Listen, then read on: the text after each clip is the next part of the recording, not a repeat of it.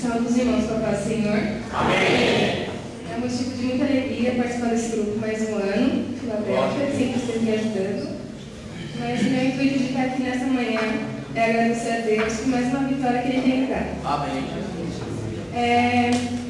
Assim, desde pequena eu tive um sonho, os irmãos que me conhecem desde pequena, de ver os meus pais, que eles eram separados durante 5 anos, e verem eles restituir minha família, né? Mas para todo mundo não tinha, era impossível, até para os olhos deles, né? Porque eles não se bicavam, mas para a glória de Deus eles pediam a oração das irmãs da irmã Olga. Isso é bom. A minha avó Águeda sempre esteve me ajudando nas orações.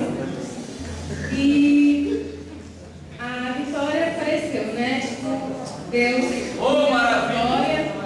Constituiu minha família. Glória a Deus! E agora, minha família, nós tivemos um sonho agora juntos de constituir um lar, uma casa. Mas para os nossos olhos era impossível. Mas para Deus nada é impossível.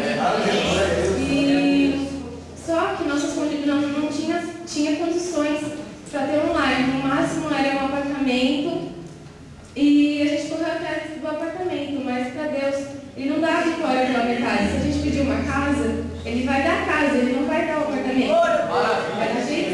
A gente pediu, Ele vai dar. É ter fé e crer que vai dar. Pode durar 5 anos, como meus pais voltaram depois de 5 anos, através das nossas orações. E Deus preparou ali, abriu as portas, e em menos de uma semana nós estávamos com a chave na mão da casa. Assim, não tínhamos condições, o preço ninguém acredita, a casa é enorme e eu só tenho que agradecer a Deus mesmo, porque então, se os irmãos tiverem fé e acreditar que Deus,